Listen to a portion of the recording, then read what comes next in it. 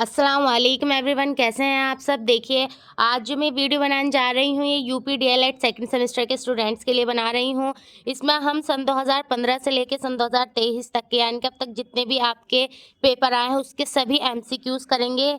ठीक है, हिंदी सब्जेक्ट के कोशिश में यही करूंगी कि आपके एग्जाम से पहले सभी सब्जेक्ट के सन 2015 से लेकर अब तक जितने भी एमसीक्यूज हुए हैं सब सब्जेक्ट के करा दूँ। क्योंकि एमसीक्यूज एक ऐसा होता है, अगर सही तो पेपर में क्या होता है, बहुत अच्छे पासिंग मार्क्स के चांस होते हैं कि हमारे अच्छे नंबर आएंगे। लेकिन अगर हमारे एमसीक्यूज ही गलत हो जाते हैं तो क्या होता है, हमारी जो परसेंटेज होते हैं काफ़ी हद तक डाउन हो जाती है। और डीएलएड में क्या होता है, हमेशा रिपीट होते हैं क्वेश्चंस। अभी मैं आपको जब कराऊंगी ना तो आप खुद देख लीजिएगा, उर्दू सब्जेक्ट हो चाहे हिंदी सब्जेक्ट हो, कोई भी सब्जेक्ट हो आपके डीएलएड में प्रीवियस ईयर के जितने भी क्वेश्चंस होते हैं वो सब रिपीट होते हैं। तो मैंने एक छोटी सी वीडियो आपके लिए बनाई है, उम्मीद करती हैं वीडियो आपके लिए बहुत ज़्यादा हेल्पफुल रहेगी। चलिए तो स्टार्ट करते हैं आज की video. UP DElEd second semester previous year paper सन 2015 से लेकर 23 तक के हिंदी सब्जेक्ट है। तो चलिए स्टार्ट करते हैं आज की वीडियो।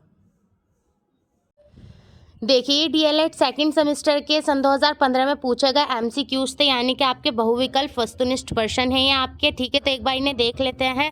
और इनके एक एक आंसर में क्या है, एक तरीके से इनकी पूरी थ्योरी है। अगर आपने अपनी थ्योरी अच्छे से कर रखी होगी कि व्यंजन के होते हैं, स्वर के होते हैं, ठीक है, हिंदी के उच्चारण स्थल के होते हैं, सब कुछ अगर आपने कर रखा होगा तो उसी में से आपके एमसीक्यूज बनते हैं। ठीक है, चलिए देख लेते हैं आपके सन 2015 में पूछे गए एमसीक्यूज। पहला एमसीक्यूज था, निम्नलिखित में से कौन सा व्यंजन ऊष्म व्यंजन है। देखिए, ऊष्म व्यंजन आप सभी ने अच्छे से अपने नोट्स भी बनाए होंगे और आपको मालूम भी होगा कि व्यंजन 4 प्रकार के होते हैं: स्पर्शी व्यंजन, अंतर्सत व्यंजन, ऊष्म व्यंजन और संयुक्त व्यंजन। अगर नहीं बनाया है तो देखिए मैं आपको अपने नोट्स में से दिखा देती हूँ। ये मेरे नोट्स से थोड़े ये बेकार हो रहे हैं क्योंकि काफ़ी टाइम पुराने हैं, लेकिन आपका सारा सिलेबस यही है, कुछ भी बाहर से नहीं आएगा।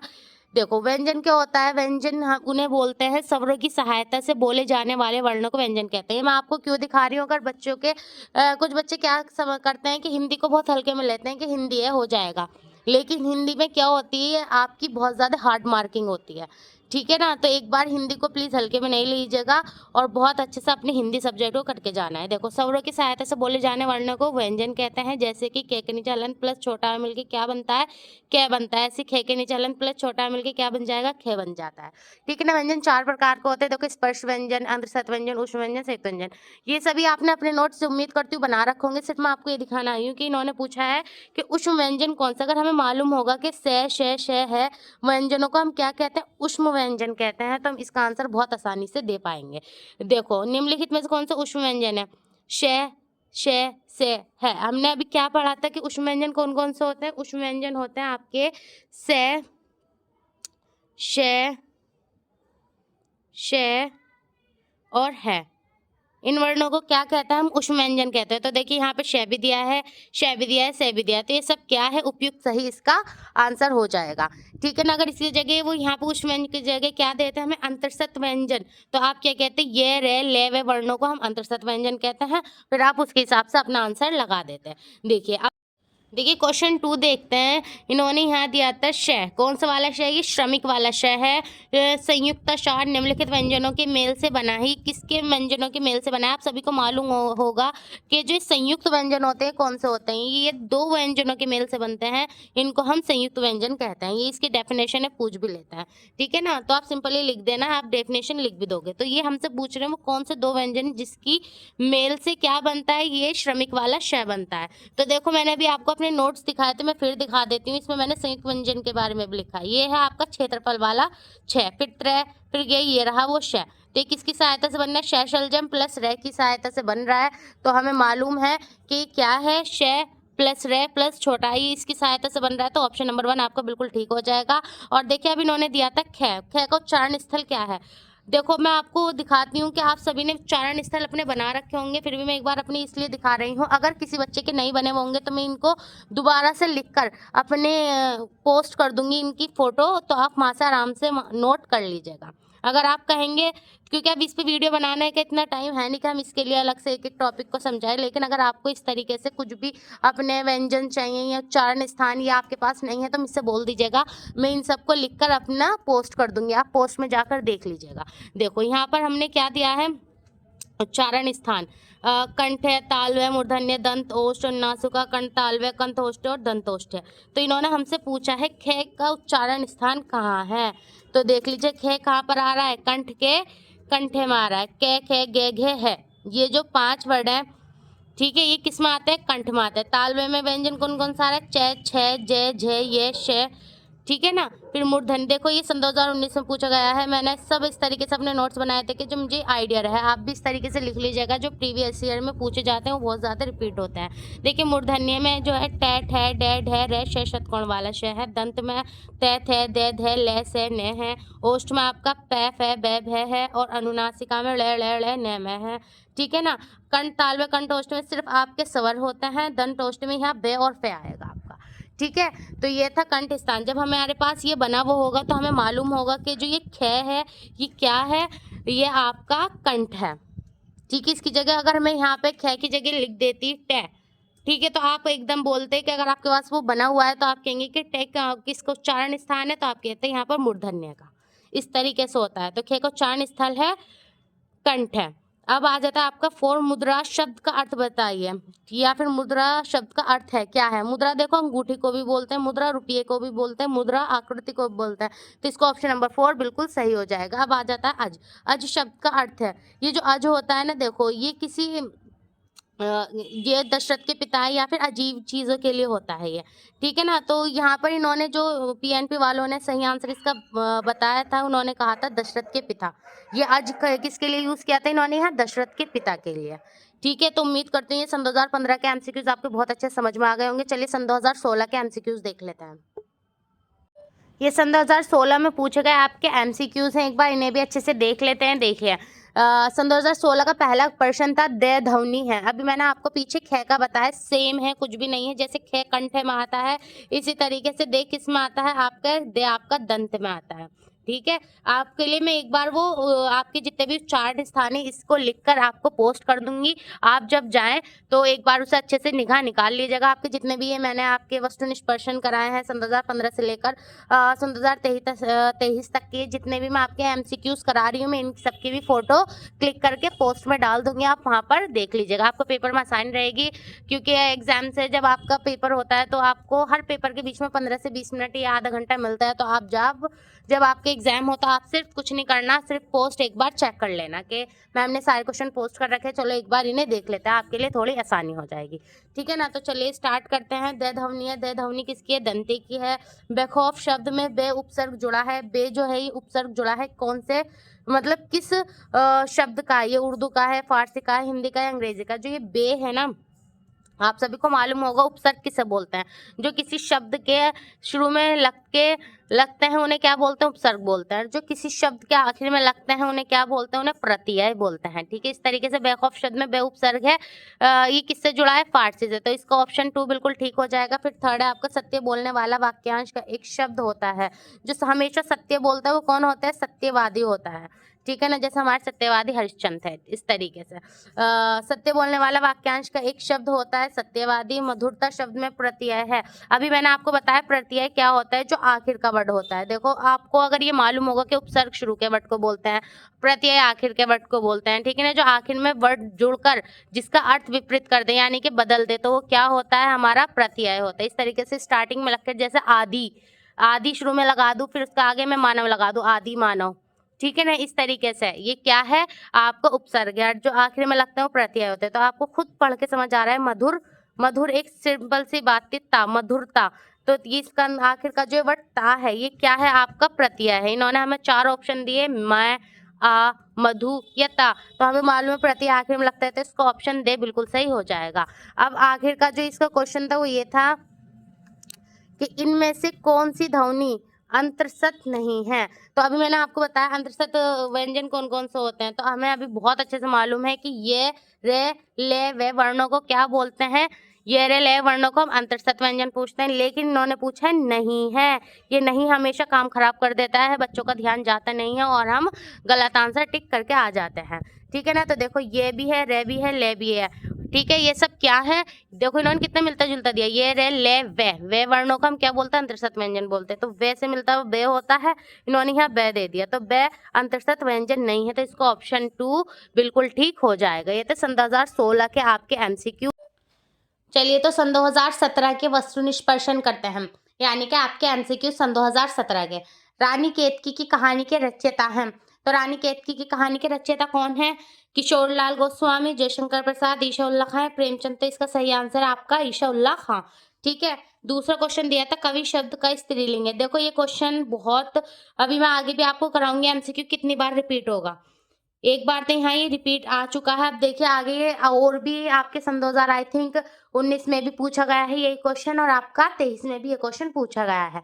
ठीक है, तो एक बार, और ये आपका तिलगु में भी आया है कि कवि शब्द का स्त्रीलिंग बताइए, तो इसका क्या होता है स्त्रीलिंग? कवित्री। देखो मात्राएं सब लिखा वही है, लेकिन मात्राओं का फर्क है। यहाँ लिखा हुआ है कवित्री, कवित्री, कवित्री, और ये है आपका के वे, ये पे छोटी की मात्रा, ध्यान रखना ये पे छोटी की मात्रा और त्रै पे बड़ी की मात्रा, ये होता है कवित्री। ठीक है, तो 4 ऑप्शन इसका बिल्कुल सही हो जाएगा। अब थर्ड दिया था MCQ, व्याकरण में वचन का सही अर्थ क्या है? तो ये जो व्याकरण होते हैं यानी कि आपकी जो ग्रामर होती है उसमें वचन का सही शब्द क्या होता है? तो वचन का सही शब्द आपका संख्या होता है। ठीक है, और 4 क्वेश्चन था अच्छाई, मानवता, बचपन किस संज्ञा के उदाहरण हैं? तो देखिए आपकी जो अच्छाई होती है, मानवता होती है, बचपन होता है, किस में आता है आपका सब? ये सब एक भाव होते हैं। ठीक है ना, अच्छाई एक भाव होती है, मानवता एक भाव है, तो ये किस में आएंगे? आपके भाववाचक संज्ञा में। ठीक है, अब आखिर का आपका क्वेश्चन था सन 2017 का लास्ट MCQ है कि कौन सा परिमाण बोधक विशेषण है, यानी कि कौन सा परिमाण है जो बोधक विशेषण है? तो कैसा, लाल, तिकोना, ये थोड़ा, तो थोड़ा परिणाम जिसमें हमें उसकी मात्रा का पता चल जाए। ठीक है, तो ये थोड़ा क्या होगा? आपका परिणाम बोधक विशेषण हो जाएगा। ये था आपके सन 2017 के MCQs। उम्मीद करती हूँ कि आपके अच्छे समझ में आ गए होंगे। चलिए सन 2018 के MCQs कर लेते हैं। चलिए तो सन 2018 के MCQs कर लेते हैं। सबसे पहले क्वेश्चन आया था सन 2018 में प्रत्यक्ष शब्द में उपसर्ग है, जो प्रत्यक्ष शब्द है वो उसमें उपसर्ग क्या है? पहले तो मैं आपको ये बता देती हूँ कि उपसर्ग होता क्या है। देखिए उपसर्ग की छोटी सी डेफिनेशन है। अगर पूछते हैं कि उपसर्ग क्या है, वैसा आपको मालूम होगा क्योंकि आपकी तैयारी ऑलमोस्ट सभी की कंप्लीट हो चुकी होगी एग्जाम्स आपके, क्योंकि फैब के सेकेंड वीक में आप सभी को मालूम है। ठीक है, हमारे पास इतना टाइम नहीं है, ये मान चलिए 15 दिन है, तो मैं मानती हूँ कि आपकी अब तक सारी प्रिपरेशन हो चुकी होगी, फिर भी मैं एक बार बता देती हूँ। देखिए उपसर्ग वे शब्दांश अथवा अक्षर जो किसी शब्द के आगे जुड़कर, ध्यान देना, जो किसी शब्द के आगे जुड़कर उसके अर्थ को परिवर्तित कर दे, उसके अर्थ को क्या कर दे? परिवर्तित कर दे, वो उपसर्ग कहलाते हैं। जैसे मैं लिखती हूँ यहाँ पर, देखिए मैंने जैसे लिखा आ प्लस मैंने इसमें क्या लगा दिया? आ के आगे मैंने मर लगा दिया। ठीक है, तो ये मर तो एक वर्ड, तो इसमें आ लगते ही क्या हो गया? उपसर्ग बन गए। जो आ है ये हमारा क्या कहलाएगा? उपसर्ग कहलाएगा। ये अब क्या हो गया वर्ड? अम। देखिए सेकंड क्वेश्चन दिया था पूर्ण विराम का प्रयोग किया जाता है, तो हम सभी को मालूम है पूर्ण विराम का प्रयोग जो होता है आपका कहाँ किया जाता है? वाक्य के अंत में किया जाता है। ये जो पूर्ण विराम होता है इसका प्रयोग आपका वाक्य के अंत में किया जाता है। जैसे कि राम खाना खाता है, तो खाता है वो, तो ता है के बाद क्या आएगा? आपका पूर्ण विराम होगा, यानी कि जहां हमारी बात खत्म हो जाती है वहां पर हमारा पूर्ण विराम आता है। ठीक है, तीसरा क्वेश्चन दिया था निम्नलिखित में से स्त्रीलिंग शब्द है, तो इसमें से स्त्रीलिंग शब्द कौन सा है? मित्र, सूचना, उपहार, अध्याय। तो इसका आंसर हो जाएगा सूचना, बिल्कुल ठीक हो जाएगा। फोर्थ क्वेश्चन दिया तो चौराहा शब्द में समास है, तो चौराहा शब्द में समास कौन सा होगा? अव्ययी भाव समास, द्वित्व समास, द्विगु समास या तत्पुरुष समास। तो देखिए इसका बहुत इजी है ये, इस तरीके से क्वेश्चन आपसे ज्यादातर पूछ लेंगे कि चौराहा शब्द में समास कौन सा होता है, नवरात्रि में समास कौन सा होता है, तो वहाँ द्विगु समास होगा। देखिए मैंने स्टार भी इसलिए बनाया है क्योंकि जहां पर भी आपसे गिनती पूछी जाए, जैसे चौराहा, नवरात्रि, पंचवटी, ठीक है, वहां पर क्या होता है? वहां पर आपका द्विगु समास ही आएगा। तो ऑप्शन से बिल्कुल ठीक हो जाएगा, द्विगु समास। याद रखिएगा जहां पर भी गिनती पूछे तो वो कौन सा होगा, कौन सा समास होगा? आपका द्विगु समास होगा। क्वेश्चन 5 दिया था कोई खड़ा है, इस वाक्य में प्रयुक्त कोई किस प्रकार का सर्वनाम है? तो कोई खड़ा है, यहाँ पर क्या हो रहा है? एक तरीके से हमें पता नहीं है, तो वहाँ पे कौन खड़ा है, एक हमें संदेह है तो यहाँ पे निश्चयवाचक तो नहीं आएगा, हमें पता ही नहीं वहाँ कौन खड़ा है, प्रश्नवाचक भी नहीं आएगा, निजवाचक भी नहीं आएगा, इसका ऑप्शन नंबर दे बिल्कुल ठीक हो जाएगा, अनिश्चयवाचक सर्वनाम आएगा यहाँ पर। तो ये था सन 2018 के आपके एमसीक्यूज। उम्मीद करती हूँ बहुत अच्छे समझ में आ गए होंगे। चलिए अब सन 2019 के एमसीक्यूज देख लेते हैं। चलिए तो सन 2019 के भी एमसीक्यूज देख लेते हैं जो आपके सन 2019 में पूछे गए थे वस्तुनिष्ठ प्रश्न। देखिए मैंने अभी क्या कहा था, कवि शब्द का स्त्रीलिंग है, अभी आपसे पीछे पूछा गया था, कब पूछा गया था आपके ये पूछा गया था सन 2017 के पेपर में। ठीक है, किसमें पूछा गया था, सन 2017 में भी पूछा गया है आपका। अब ये देखिए रिपीट हुआ है दोबारा से, ये पूछा गया आपका सन 2019 में, 2 बार आ गया, अब ये और भी रिपीट होगा। तो ये कुछ ऐसे क्वेश्चंस होते हैं जो एग्जामिनर के फेवरेट होते हैं, आप इसे फेवरेट समझ सकते हैं इन क्वेश्चंस को। ठीक है ना, ये बहुत ज्यादा रिपीट होते हैं तो क्या पता इस बार भी रिपीट हो जाए, तो अच्छे से अपनी इन सभी एमसीक्यूज की तैयारी करके जाइएगा। देखिए कवि शब्द का स्त्रीलिंग है कवित्री, कवित्री, कवित्री और फिर वही कवित्री, बीतरी तो कुछ भी नहीं होता। ठीक है ना, बस मात्रा का ध्यान रखना, ये पे छोटी की मात्रा और त्रै पे बड़ी की मात्रा, ये होता है कवित्री, ये इसका कवि का स्त्रीलिंग है। ठीक है, फिर दिया वही व्याकरण में वाचन का सही अर्थ, ये क्वेश्चन भी रिपीट हुआ है, ये पीछे पूछा गया था, ये देखिए ये भी रिपीट हुआ है कि व्याकरण में वाचन का सही अर्थ है प्रतीक्षा, बोली, संख्या, भाषा, तो संख्या इसका आंसर सही हो जाएगा। थर्ड क्वेश्चन देख लेते हैं। देखिए मरकट का पर्यायवाची शब्द है, मरकट क्या होता है, पानी होता है, पुत्र होता है, मित्र होता है, मरकट क्या होता है, ये आपका ऑप्शन डी सही हो जाएगा, बंदर को क्या बोलते हैं, मरकट बोलते हैं, ये इसका पर्यायवाची है। ठीक है, फिर आता है आपको क्वेश्चन नंबर 4, निम्नलिखित में से जातिवाचक संख्या है। देखिए जातिवाचक जितने भी हैं इससे रिलेटेड भी एक न एक क्वेश्चन आपका एमसीक्यूज में मिल जाएगा आपको। तो जातिवाचक संख्या कौन सी है, पुस्तक क्या है, जातिवाचक संख्या है। ठीक है, अच्छाई क्या थी, एक भाववाचक था। ठीक है ना, तो ध्यान रखिएगा, पुस्तक क्या है आपकी, जातिवाचक संख्या है। अब आगे देख लेते हैं लास्ट क्वेश्चन, ये था फ का उच्चारण स्थान। देखिए मेरी बात मान लीजिए प्लीज, आपके लिए बहुत ज्यादा बेनिफिट हो गए, जितने भी उच्चारण स्थान है मैं आपको एक बार और दिखा देती हूँ। मेरे पुराने नोट्स आपको मैंने अभी बताया है कि मेरे पास पुराने हैं, आप कहेंगे तो मैं इसे अच्छे से दोबारा से बना दूंगी। देखिए ये जितने भी उच्चारण स्थान हैं, के, खे, गे, घे है, ये बिल्कुल रट लीजिए, फिंगर पे करके जाएंगे ना कि अच्छा कंठ में कौन कौन सा आता है, खे, के, गे, गे है। ठीक है, तालु में कौन सा आता है, चे, छे, जे, झे, ये श, ये रटे जाते हैं और यही आपके हर सेमेस्टर में रिपीट होते हैं। ठीक है ना, तो इसको बहुत अच्छे से कर लीजिए, इससे एक ना एक क्वेश्चन जरूर आएगा, एक से ज्यादा भी आ सकता है आपके एमसीक्यूज में, तो आपको मिलेगा इंशाल्लाह। और आगे भी देख लीजिएगा आपके तेलुगु वगैरह में भी आपके उच्चारण स्थान आपको जरूर देखने के लिए मिलेंगे। ठीक है, तो मैं इसका एक अच्छे से अगर आप कमेंट्स करेंगे तो मैं ये दोबारा लिखकर इसे पोस्ट कर दूंगी आपको। ठीक है, सभी कंठ, ताले, मूर्धन्य, दंतोष जितने भी आपके स्वर व्यंजन में आते हैं मैं इन्हें अच्छे से लिखकर पोस्ट कर दूंगी, पर आप प्लीज इन्हें अच्छे से प्रिपेयर करके जरूर जाइएगा।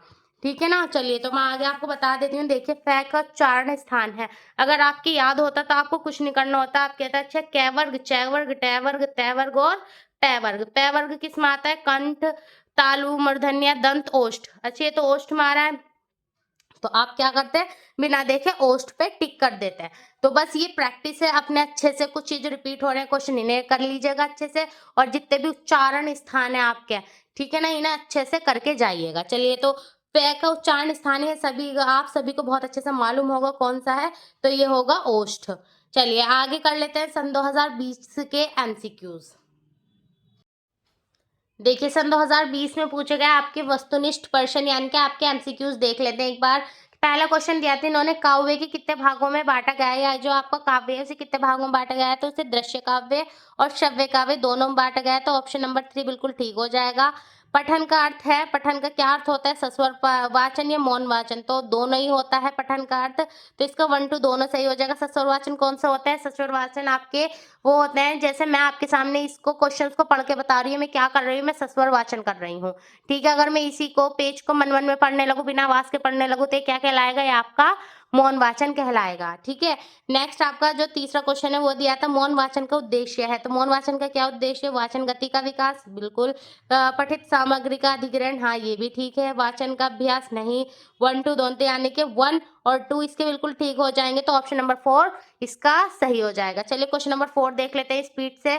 जो शब्दांश किसी शब्द के आदि में लगकर उसके अर्थ को बदल देता है वह कहलाता है। देखो अभी मैंने उपसर्ग की डेफिनेशन बताई थी, ऐसे क्वेश्चन आगे काम आ जाते हैं। मैंने अभी सेम यही डेफिनेशन आपको बताई, इन्होंने यही पूछ लिया कि जो शब्दांश किसी शब्द के आदि में लगकर उसके अर्थ को बदल देते हैं, बदल देना या परिवर्तित कर देना बात एक ही है, तो वो क्या कहलाता है, आपके उपसर्ग कहलाते हैं। तो इसका ऑप्शन नंबर 1 बिल्कुल ठीक हो जाएगा। आगे देखिए, लास्ट क्वेश्चन था सन 2020 का, संज्ञा के अर्थ पर प्रयुक्त होने वाले शब्द कहलाते हैं। जो संज्ञा के स्थान पर प्रयुक्त होने वाले शब्द क्या कहलाते हैं, सर्वनाम कहलाते हैं। ये आपको एमसीक्यूज में मिला है, या आपको आपके अतिलघु में भी मिल सकता है कि सर्वनाम की डेफिनेशन दीजिए, तो वहां पे कुछ नहीं करना, सिर्फ यही लिखना संज्ञा के स्थान पर प्रयुक्त होने वाले शब्दों को सर्वनाम कहते हैं, जैसे यह, वह, तुम, हम आदि।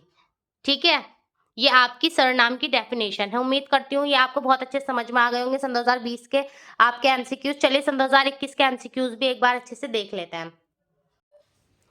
डीएलएड सेकंड सेमेस्टर सन 2021 में पूछे गए एमसीक्यूज आपके सामने, चलिए इसे भी एक बार देख लेते हैं।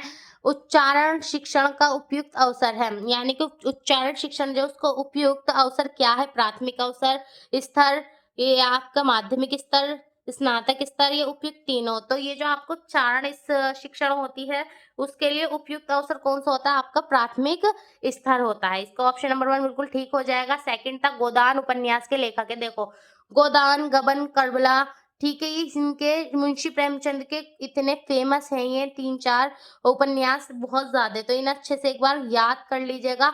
गोदान, गबन, करबला, एक बार मुंशी प्रेम को देख कर जाइएगा, उनकी जितनी भी रचनाएं हैं वो भी आ जाती हैं। ठीक है, तो एक बार बहुत अच्छे से गोदान इन सबको देख लीजिएगा। एक तो जयशंकर प्रसाद की, एक मुंशी प्रेमचंद, एक महादेवी वर्मा, ये इंपॉर्टेंट है, इनकी रचनाएं भी इंपॉर्टेंट है, तो एक बार इनकी रचनाएं जरूर देख के जाइएगा, पूछ लेते हैं। गोदान उपन्यास के लेखक कौन है, तो इनके हैं मुंशी प्रेमचंद। जितना संभव हो सके वाक्यांश के लिए एक शब्द है, जितना संभव हो सके वाक्यांश के लिए एक शब्द क्या होगा, यथासंभव। तो इसके लिए फर्स्ट जो है आपका बिल्कुल ठीक हो जाएगा, यथासाध्य, असंभव, यथाक्रम नहीं, इसका ऑप्शन ए छोटा आ जो लिखा हुआ है, ठीक है, ये सही हो जाएगा, यथासंभव। अब क्वेश्चन नंबर 4 देख लेते हैं। निम्नलिखित में से कौन सा गुणवाचक विशेषण है, तो गुणवाचक विशेषण कौन सा होता है, थोड़ा, ज्यादा, 3 या कठिन। तो कठिन क्या है, एक गुणवाचक विशेषण है, इसका ऑप्शन नंबर दे बिल्कुल ठीक हो जाएगा। अब लास्ट क्वेश्चन है सन 2021 का, वो भी देख लीजिए। क्रिया के मूल रूप को कहते हैं, तो क्रिया के मूल रूप को क्या कहते हैं, कर्ता, क्रम, विशेषण है, धातु। तो क्रिया के मूल रूप को धातु कहते हैं। ये था आपके सन 2021 में पूछा गया MCQs DElEd second semester Hindi के। चलिए सन 2022 के एमसीक्यूज भी एक बार जल्दी से देख लेते हैं। ये डीएलएड सेकंड सेमेस्टर सन 2022 के एमसीक्यूज है, चलिए एक बार इन्हें भी अच्छे से देख लेते हैं। इसका पहला क्वेश्चन दिया था सन 2022 में कि किस प्रणाली से छात्रों में सक्रियता बनी रहती है। तो आप सभी को मालूम है कि किसी भी बच्चे में कुछ करने की क्रिएटिविटी या फिर कुछ नहीं उत्सुकता किस चीज से बनी रहती है, प्रश्न से। जब हम किसी बच्चे से एक क्वेश्चन पूछेंगे तो उसे के अंदर क्या होगी, क्यूरियोसिटी आएगी, एक सक्रियता आएगी, ठीक है ना। तो इन्होंने यही पूछा कि किस प्रणाली से छात्रों में सक्रियता बनी रहती है, प्रश्नोत्तर प्रणाली, गति प्रणाली, अभिनय प्रणाली, व्याख्या प्रणाली। तो इसका ऑप्शन नंबर 1 बिल्कुल ठीक हो जाएगा, प्रश्नोत्तर प्रणाली से। अब सेकंड क्वेश्चन दिया था जागृत शब्द का विलोम शब्द है, तो जागृत ये इंपॉर्टेंट है, ये आपका आई थिंक सन 2018 में अतिलघु में पूछा गया था, पर इस तरीके से पूछा गया था, चलो वो मैं बताऊंगी कि जागृत शब्द का विलोम शब्द है तो सुषुप्त, विसुप्त, शन्य, चेतना। तो इसका आंसर बिल्कुल ए ठीक हो जाएगा, सुषुप्त। इस तरीके से पूछा गया था कि सुषुप्त किसका विलोम शब्द है, ये इस तरीके से, मतलब ये आपका पूछा गया है क्वेश्चन, मेरे बहुत अच्छे से ध्यान नहीं है, मैं एक बार देख लूंगी, आप कहेंगे तो आपका तेलुगु के भी क्वेश्चंस मैं पोस्ट कर दूंगी सन 2015 से लेकर सन 2023 तक के, ठीक है। अब क्वेश्चन नंबर 3 देख लेते हैं। निम्नलिखित में से जातिवाचक संज्ञा, क्या कहा था, जातिवाचक, देखो ठीक है ना, फिर जातिवाचक आ गई। तो ये जो भी होती है इनमें कुछ इनकी फेवरेट होती है, उसी से रिलेटेड ये क्वेश्चन बार बार पूछते रहते हैं। तो जातिवाचक संज्ञा कौन सी है, पुस्तक आपकी एक जातिवाचक संज्ञा है। देखो सेम क्वेश्चन रिपीट हुआ है, ये भी आपका क्वेश्चन रिपीट हुआ है, कभी वाला भी रिपीट हुआ है, ठीक है। तो आपके एमसीक्यूज रिपीट होते हैं, मेरे एमसीक्यूज कराने का मकसद भी यही है आपका, कि आपके ये क्वेश्चन बिल्कुल भी गलत नहीं हो। और मैं कोशिश कर रही हूँ कि आपकी हिंदी से अलग और भी जितने सब्जेक्ट है डीएलएड सेकंड सेमेस्टर के स्टूडेंट्स के, सभी के सन 2015 से लेकर अब तक के सारे एमसीक्यूज करा दूं, ठीक है। इंशाल्लाह इसके बाद इंग्लिश के एमसीक्यूज करा कराने की सोच रही हूँ, अगर आप कहेंगे तो उसके भी एमसीक्यूज में करा दूंगी। चलिए आगे देखते हैं क्वेश्चन नंबर 4। बच्चों को शिक्षा ग्रहण करने के मार्ग में बाधा होने वाले भाव हैं।